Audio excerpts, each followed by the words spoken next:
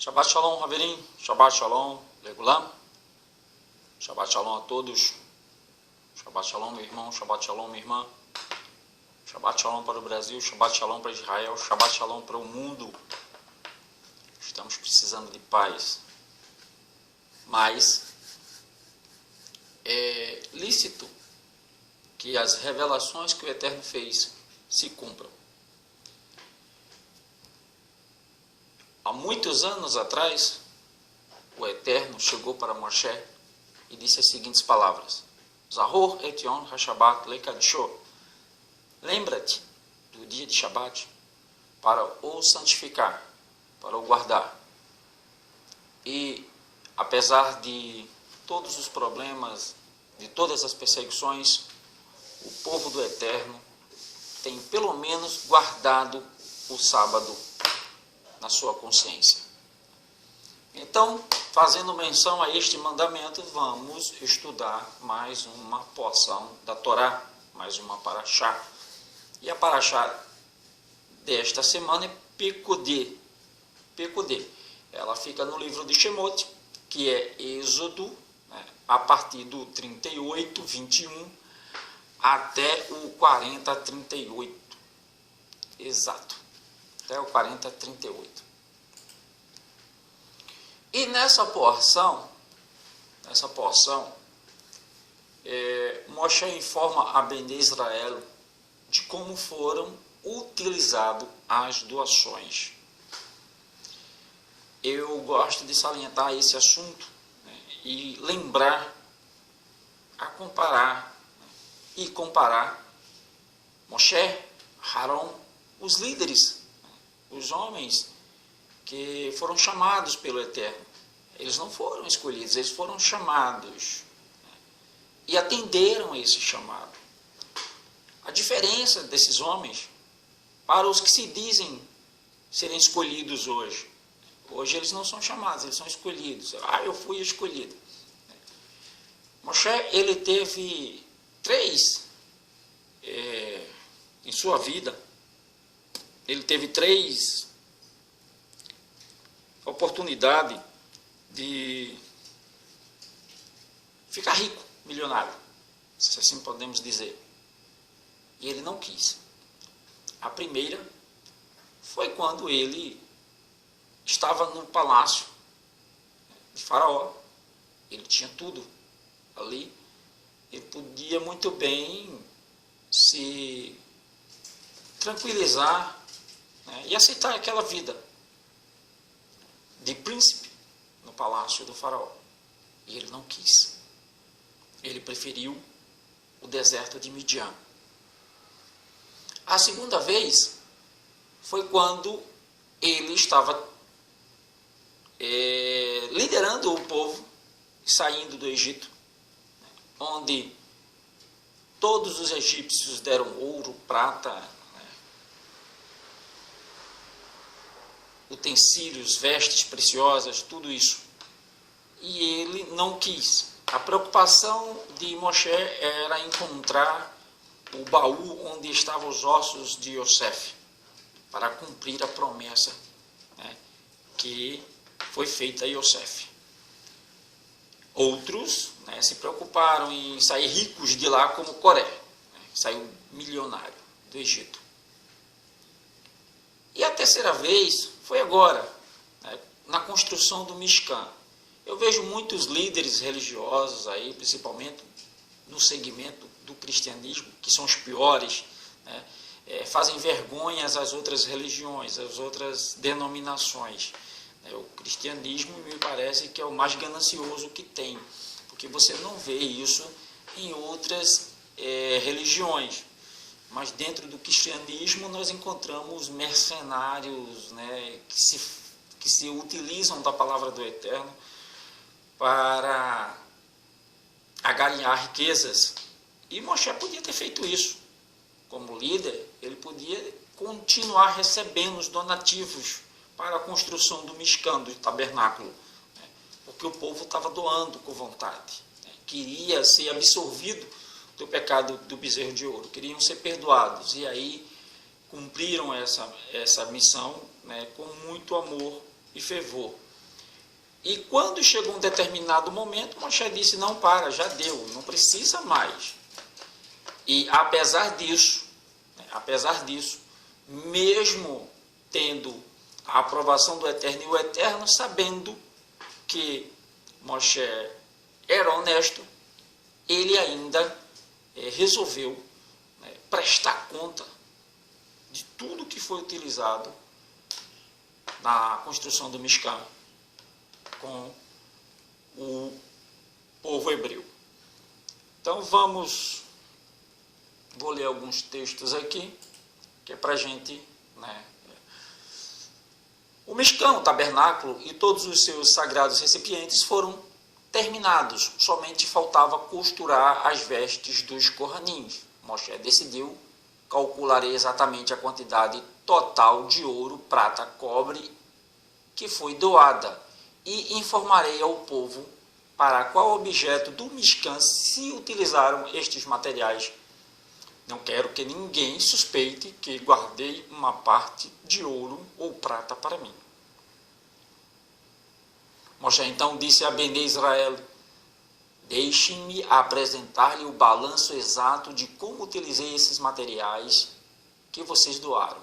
A frase inicial desta paraxá é Ele pekudei ha-Mishkan, que quer dizer, eis as contas do Mishkan. Implica que Moshe sentou-se em frente ao povo para apresentar-lhe um balanço de como empregou cada item doado. Colocou Bet-Salael e Aholiav ao lado como testemunhas, como Moshe deu seus cálculos a uma segunda pessoa, Itamar, filho de Aharon, para que este os verificasse. Anunciou, vocês doaram um total de 29 kikar, 300 shekalim e 730 shekalins de ouro. Doaram 100 kikar e 1.775 shekalins de prata. Doaram e os 100 kikar de prata foram empregados para os 100 soquetes do Mishkan. O kikar para cada soquete, um kikar para cada soquete. Neste ponto, Moshe parou e não continuou a falar. Não podia, porque ainda havia restado 1.775 shekalins de prata. E Moshe não conseguia lembrar os quais objetos haviam sido feitos com eles. Moshe ficou muito preocupado. Talvez alguém agora pensasse que ele havia desviado o restante da prata. Moshe era o mais confiável e honesto dos homens, como a Torá relata, e manso também. Moshe não queria que suspeitassem, tivessem uma suspeita infundada e caísse sobre ele. Portanto, uma voz celestial proclamou, com esses 1.775 shekalins foram construídos os ganchos dos pilares. Os pilares que rodeavam o pátio tinham ganchos atados a esses, que seguravam as cortinas no lugar entre os pilares. Moshe ficou tão aliviado que entoou 15 louvores a Hashem. Os 15 louvores são esses. Tu, Hashem, exclamou, serás louvado com Shi U Shevachá, Halel Vezinha, Oz U Meshalá, Netzach Gedulá, U Gevurá, Tehilá, Vetferet, Kedushá, Umahut, ou seja, cânticos e louvores, júbilos e música, força e domínio, vitória, grandeza e poder, elogios de glória, santidade e majestade, bênçãos e agradecimentos. Dizemos esses 15 louvores na prece, isso é um costume do judaísmo, na prece de Yetztavar, toda manhã. Yetztavar. Moshe continuou a dizer ao povo: vocês doaram um total de 70 kiká e 2.400 shekalim de cobre. O cobre foi usado para fazer o altar de cobre, sua grade e seus objetos. Foi também usado para os adanim, cavilhas de cobre no pátio e as cavilhas do portão de entrada. Moshe também explicou ao povo que a lã que havia doado tinha sido usada para fazer coberturas especiais para envolver os objetos do Mishkan antes de cada viagem. Por que Moshe, que fora denominado Neeman, fiel, pelo próprio Todo-Poderoso, achou necessário justificar suas ações perante o povo? Moshe entreouvira observações entre o povo. Alguns comentaram: ultimamente o pescoço de Ben-Aham, filho de Aham, que é Moshe, está bem gordo. Ouviram replicar. Não é para menos, ele é responsável por todo o dinheiro para o Mishkan. Moshe então jurou a si mesmo: assim que o Mishkan estiver pronto, apresentarei uma conta exata da maneira como utilizei todos os materiais ou o dinheiro. Certamente esses eram comentários de indivíduos que tinham pecados. Bem Israel, como um todo, confiava em Moshe como o fiel agente que fora escolhido por Hashem para transmitir a Torá ao seu povo. Alguns indivíduos, contudo, estavam curiosos acerca da súbita fortuna de Moshe, ou seja, isso é uma conjuntura do judaísmo. Eles acham que Moshe ficou rico, não sabiam que Hashem permitia ele guardar a safira remanescente de quando cinzelara as tábuas da lei, e assim enriqueceu. Isso não está na Torá, é conjuntura do judaísmo. Não acredito nisso, tá? A gente está aqui para só comentar o que está escrito. Isso aí não tem exatidão e nem tem respaldo na Torá, mesmo porque Moshe diz para Arão, seu irmão, Arão, seu irmão, que eles não tinham nada, nem uma jumenta para carregar suas coisas. Aqui tem uma história interessante, que o judaísmo conta, a gente vai compartilhar, que é como as vestes sacerdotais salvaram o templo da destruição. O reino do jovem imperador Alexandre Magno era imenso, governara algumas partes da Europa, Ásia e África, e ele se propunha a governar ou conquistar todo o mundo, pelo menos o mundo antigo ali. Seria muito ofensivo para o exército de Alexandre submeter-se ao pequeno país de Eretz Israel. Alexandre Magno sentiu-se incomodado com os soldados hebreus, certa vez, no caso os judeus agora, estava tudo espalhado, misturado, certa vez lhes pedira para ajudá-lo em uma guerra. Os judeus se negaram, pois havia feito um trato com o outro imperador, o rei da Pérsia. Responderam, pois, a Alexandre que não podiam enviar-lhes ajuda, pois se o fizessem, estariam violando um tratado com o rei da Pérsia.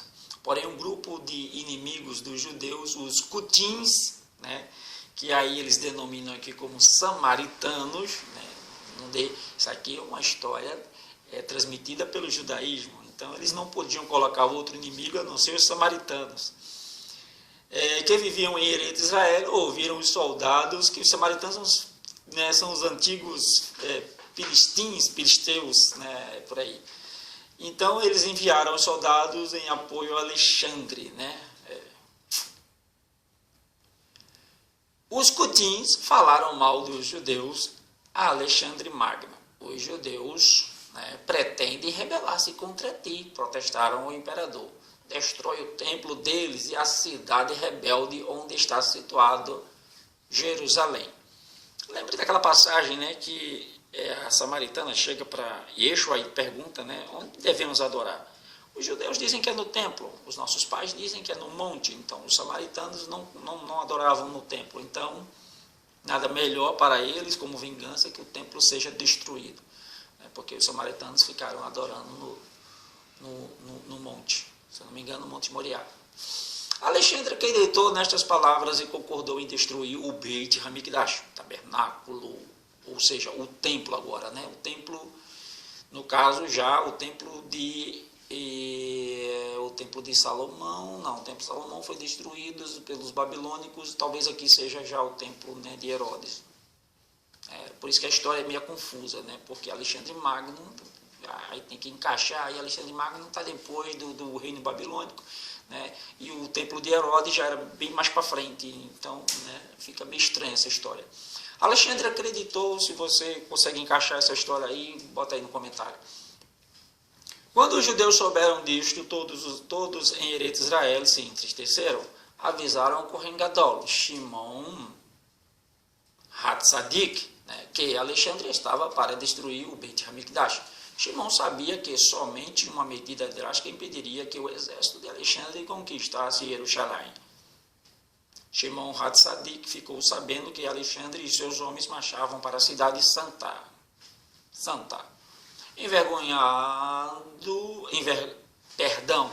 Envergando as 8 vestes do Kohen Gadol, o sumo sacerdote, saiu ao encontro de Alexandre.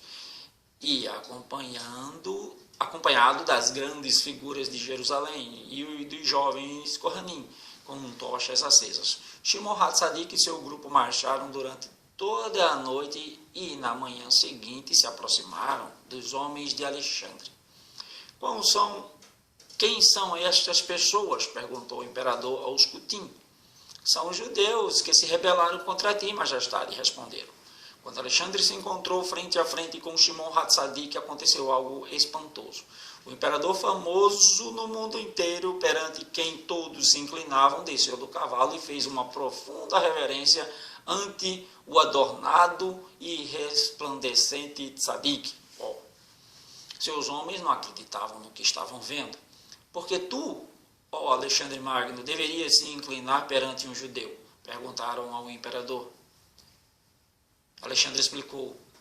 Na noite anterior, a cada batalha, sempre que este homem me apareceu em sonhos, ganhamos a peleja. No dia seguinte, este homem, que parece um anjo, ajudou-me a ganhar minhas guerras. Alexandre perguntou a Shimon Hatzadik por que saíste ao meu encontro. Shimon Hatzadik respondeu, soubemos que desejas destruir nosso templo, porém não compreendes que é neste templo que rezamos, sempre Hashem, para que tenhas êxito em tuas batalhas. Nossos inimigos te enganaram e deram falsas informações sobre nós. Quem são teus inimigos? Perguntou Alexandre. Os Cutins, respondeu Shimon Hatzadik. Cutim fica bem perto de Goim, né? Bem parecido com Goim, né? E Goim são os gentios. Neste caso, disse Alexandre, decreto que façam com eles o que quiseres. O Beit Hamikdash e Jerusalém salvaram-se da destruição graças a Alexandre ter ficado bastante impressionado pelo aspecto de Shimon Hatzadik vestido com suas gloriosas vestes de Kehuná. Em geral, não é permitido usar as vestes sacerdotais fora do Beit Hamikdash, mas neste caso Shimon Hatzadik fez uma exceção, pois o Beit Hamikdash e as vidas dos judeus corriam perigo.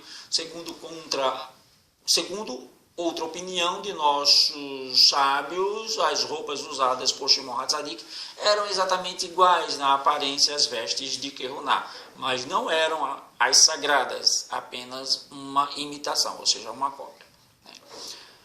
A participação de Moshe na construção, Moshe ajuda na construção do Beit Hamikdash, né? O Mishkan é erigido, as pessoas vieram até Moshe, cada qual trazendo peças construídas para o Mishkan. Uma disse, eis a minha tábua, a outra, eis a minha viga. Quando Moshe os conferiu, viu que tudo estava em perfeito estado e exatamente como ele viu, né, na visão que o Eterno deu a ele.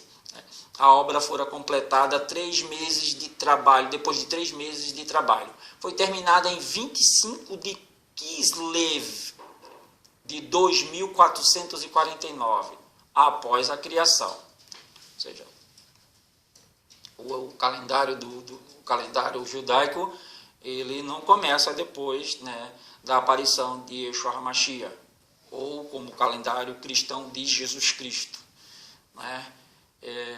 E sim, desde o início dos tempos até hoje. Por isso que estamos em 5.781, se eu não me engano, o ano.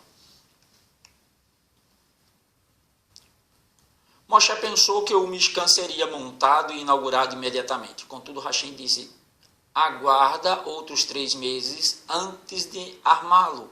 O Mishkan não será consagrado até o mês de Nissan.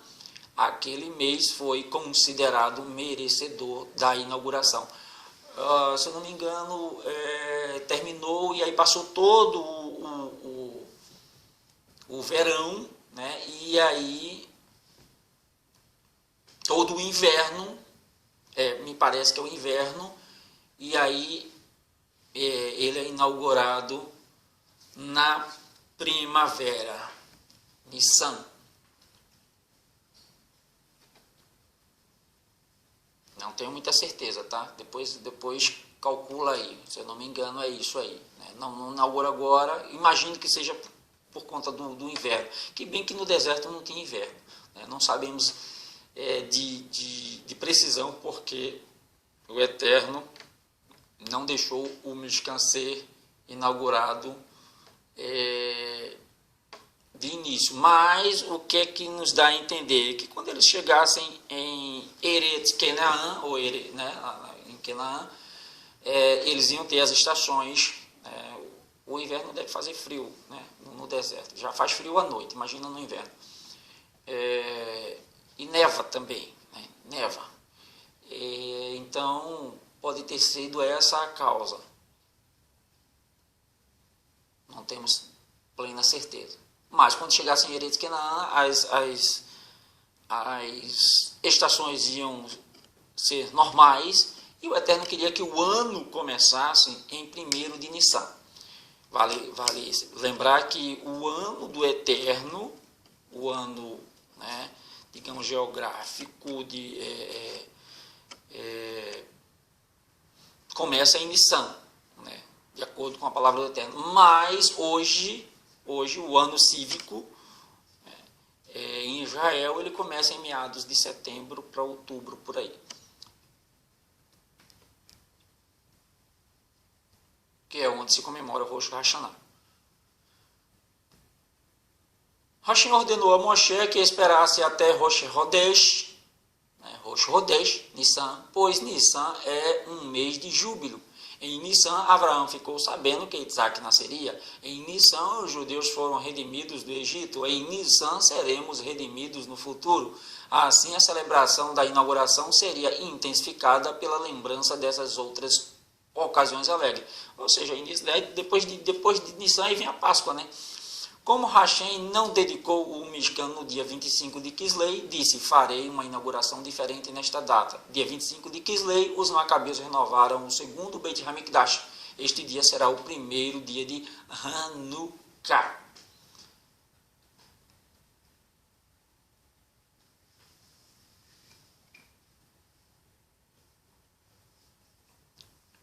A Shekhinah desce e se estabelece no Mishkan novamente.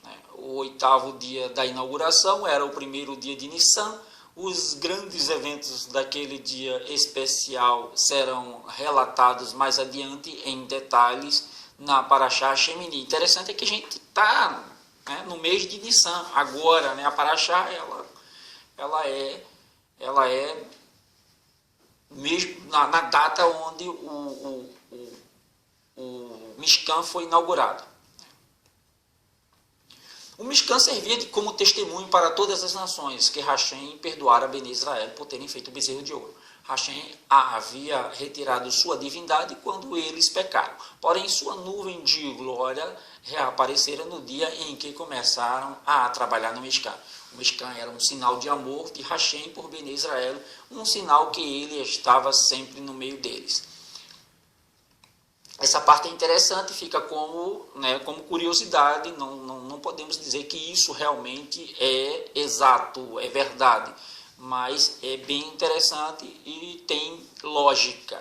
Hashem criou o mundo para que sua Shekhinah pudesse residir nele. Contudo, Adam pecou. A Shekhinah então retirou-se para o primeiro céu. Quando a geração de Enoque, né, pecou, a Shekhinah partiu para o segundo céu. A geração do dilúvio, com seus crimes, fez com que a Shekhinah retrocedesse ao terceiro céu. A perversa geração da Torre de Babel fez com que a Shekhinah se retirasse ao quarto céu. A corrupção dos egípcios na época de Abraão empurrou a Shekhinah de volta ao quinto céu. Por causa da perversidade de Sidom, a cidade vizinhas, e cidade vizinha, Sidom e Amorá, né, ou seja, Sodoma e Gomorra, a Shekhinah partiu para o sexto céu. Finalmente, a depravação dos egípcios na época de Moshe fez com que a Shekhinah se retirasse para o sétimo céu.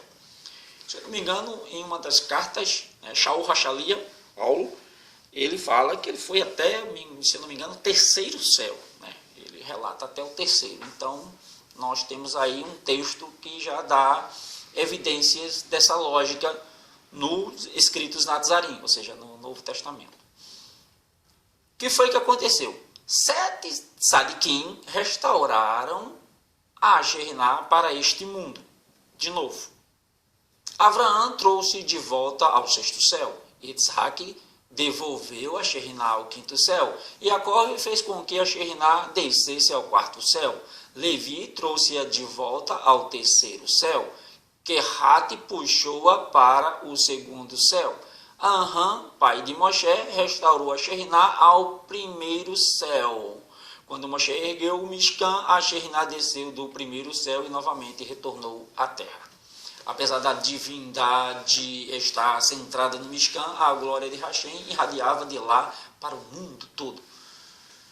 Enquanto a nuvem de glória pairava sobre o Mishkan, Moshe não entrava em respeito pela Shekhinah. Por isso, Hashem distinguiu, convocando na presença de Bnei Israel na próxima parashá de Vaikra. A gente vai estudar sobre isso. A grandeza do Mishkan.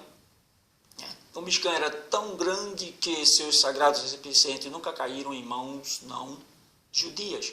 Quando o templo de Jerusalém foi destruído, os objetos do Mishkan foram transferidos para lá, antes da destruição do templo, antes das peças forem escondidas em câmaras subterrâneas.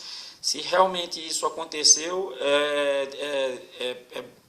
é da gente pensar que existe um tesouro de Shelomó, de Salomão.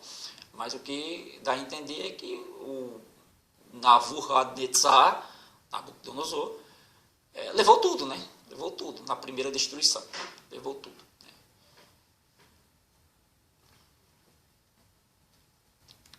Hashem também tomou parte na construção, conforme está escrito. Né? O santuário, ó Hashem, que tuas mãos estabeleceram. Né? Está lá em Shemot 15:17.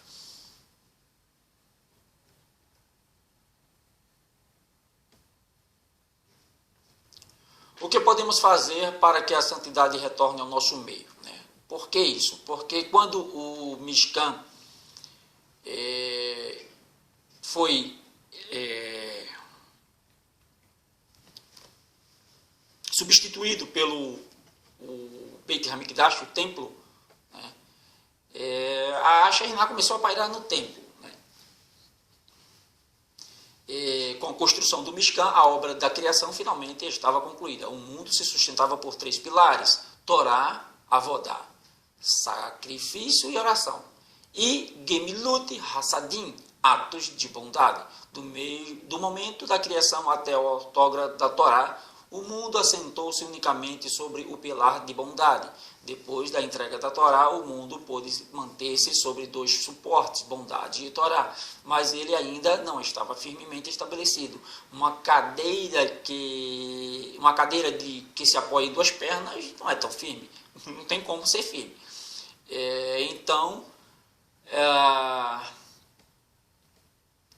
Diferente de uma cadeira que se apoia em 3 pernas. Né? Na conclusão do Mishkan, concretizou-se o pilar de Avodá através dos sacrifícios, e agora o mundo pode sustentar-se firmemente sobre 3 pilares. O que é que acontece? Este pilar de sacrifício, hoje, ele foi substituído pelo sacrifício de Yeshua HaMashiach no madeiro. Então, os 3 pilares continuam. Né? o pilar da Avodá, através dos sacrifícios, né, que agora se sustenta. A nuvem da glória pairava sobre o Mishkan de dia e à noite, o fogo de noite visível Bene Israel inteiro durante todas as suas jornadas do deserto. Ajre Han Shekahan, né? Ajre Han Shehashem Elokav. Quão afortunado é o povo que vivenciou isto. Quão afortunado é o povo cujo como o Elohim é Hashem. Tehillim 1:4-4-15, Salmos 1:4-4-15. Então, hoje nós temos, né, a Torá, a Avodá, né, que são a Gemilut de Hassadim, atos de bondade, Torá, Avodá, atos de bondade e o sacrifício. Né? Torá e Avodá. Antes era só atos de bondade. Hoje nós temos a Torá, que são os sacrifícios, temos as orações e temos a Torá, que é a palavra, a Avodá, que é o sacrifício, que é a oração, e, né, os sacrifícios agora, que foi o sacrifício de Yeshua. Os 3 pilares, né, que compõem, digamos assim, a Halachá, a Agadá e a Halachá, que é os 2 pilares da fé. Da mesma forma, né, que o outro lado, o lado mau, né, tem os 3 pilares, que são os pilares de Nirod, né? Religião, dinheiro e poder. Né? São os 3 pilares lá do outro lado, do lado do Hassatá. Então, o que hoje nós podemos fazer? E aí o Mishkan é destruído, né? E agora? O que a gente pode fazer? Né? Já que não tem mais sacrifícios, Yeshua HaMashiach, né? Ele rasgou o véu de alto a baixo, e todo o sacrifício, né, foi colocado por terra, como tá revelado lá em Daniel, acho que é 8, 8, 9, 10. Né? Então, tudo isso acabou, mas o Shaul Hachalia disse que lá na frente, o que isso era apenas sombra do que virá no mundo vindouro. Isso não quer dizer que a gente vai fazer sacrifício, mas a maneira como eles viviam no deserto, imagino isso, né? Que a Shekhinah vai voltar e tudo vai ser como era naquele tempo. Então, já que não temos o sacrifício, o que é que podemos fazer para que a Shekhinah continue, né, na nossa casa? Né? O que podemos fazer para a Shekhinah, a santidade, retornar, né, ao nosso meio? Depois, veja que o que o judaísmo, né, entende, né, é mais ou menos o que Yeshua, né, pediu. Preste atenção. Depois da destruição do Beit HaMikdash, a Shekhinah de Hashem voltou a retirar-se para o céu. O que podemos fazer, pois, para que a Shekhinah volte a ficar entre nós? A resposta poderá ser achada em Pirkei Avot, que é um livro do judaísmo, 3:6. Né? Se 10 pessoas se sentam juntas e estudam Torá, a Shekhinah de Hashem vem e repousa sobre elas.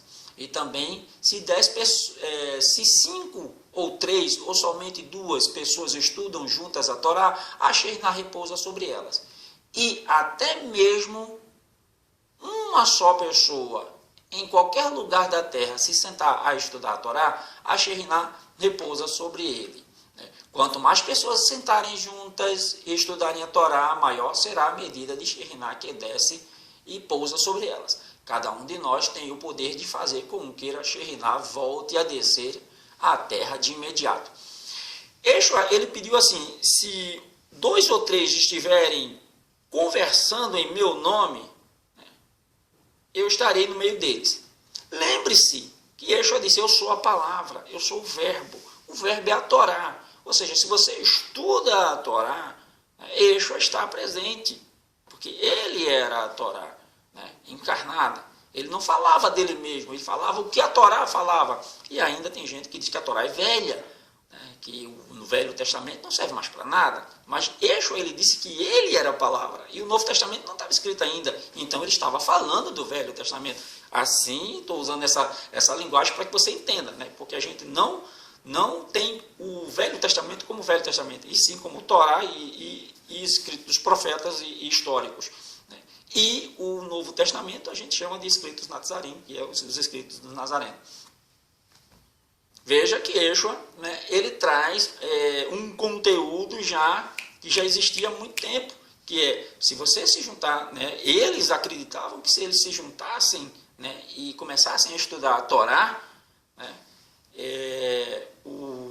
a Shekhinah, a presença do Eterno, já pairava ali. Então foi isso que Yeshua ensinou. Ó, se vocês se sentarem para estudar, né, a palavra do meu Pai, eu estarei no meio de vós. Eu quem? A Ruá do Eterno. Certo? O Ruá é o mover. Com esta paraxá encerra-se o livro de Shemot. Ao concluir cada um dos 5 livros, né, da Torá, é costume a congregação dizer, seguida pelo Razan Ledor, né? Isso é um livro deles também, né? Mas eles têm o costume de dizer, né, e isso não é ruim, isso é bom, né? Hazak, Veniti, Hazek. Ou seja, sejam fortes e fortalecei-vos. E fortaleçam-se. Terminamos a paraxá. Eu gostei. Se você gostou, dá um like aí, compartilha com os amigos, né, para que a gente possa, né, passar à frente esse ensinamento, que não é meu, é do Eterno, a gente só está compartilhando. E é de graça, tá? Você não precisa pagar, é de graça. É só clicar aí. Vamos terminar a paraxá recitando a Birkat Kohanim. Quando você recita a Birkat Kohanim, você abençoa as outras pessoas. Então, você pode recitar comigo a Birkat Kohanim, que está lá em Números 6:22. Yevarechecha Adonai veish merecha, yair Adonai panavelecha, vihuneka, itzah Adonai panavelecha veiaselecha shalom. Elohim melech neeman, Elohim é rei fiel. Vededut et haimet, vehaimet teishacher et rer. E conhecereis a verdade, e a verdade vos libertará. E se assim o Eterno nos permitir, Emitzer Hashem, estaremos aqui na próxima semana com mais uma paraxá. Shabbat Shalom a todos, muito obrigado e até a próxima semana. Shalom!